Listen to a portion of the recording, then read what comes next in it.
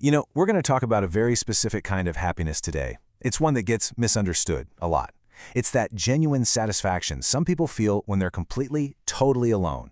And we're not talking about it as an escape, but as a destination. And this quote, it just nails the central paradox, doesn't it?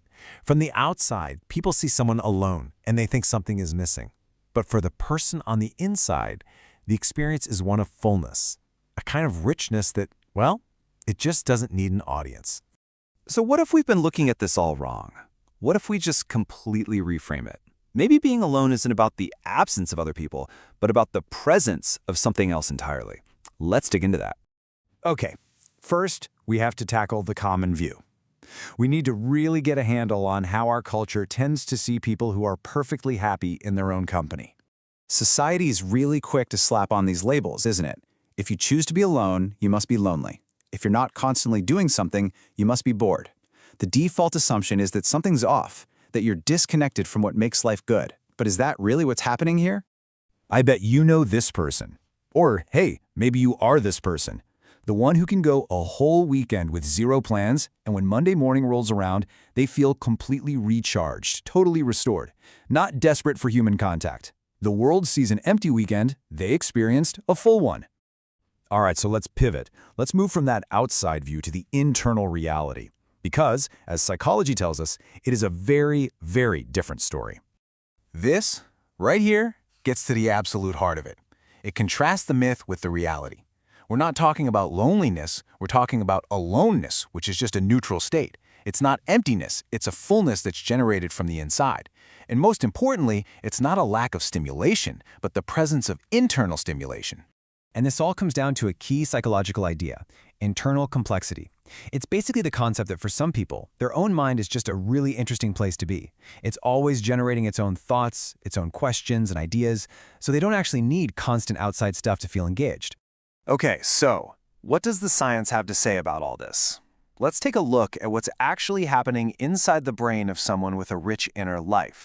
Brain scans give us this incredible window into what's going on, and they show a mind that isn't just sitting around waiting for a text message or for someone to talk to.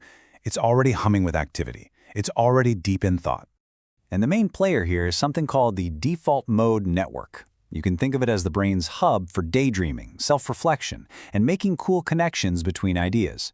For these individuals, this network just runs at a higher baseline, so downtime isn't boring at all. It's prime time for the brain to get to work.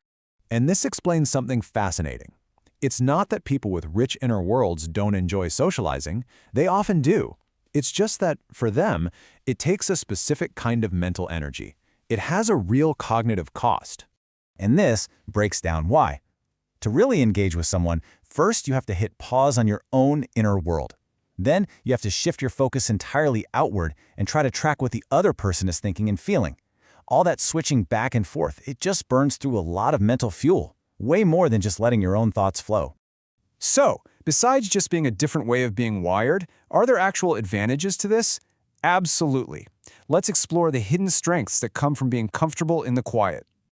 Yeah, the research is really consistent here. Time spent in solitary reflection is linked to some really powerful benefits. When you actually have the space to listen to your own thoughts, you get to know yourself a whole lot better.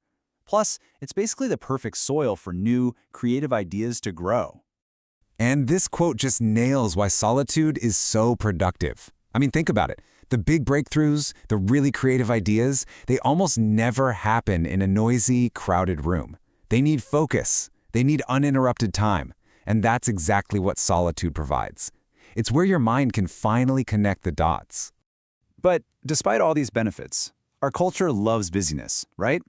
We're always asking, so what did you do this weekend?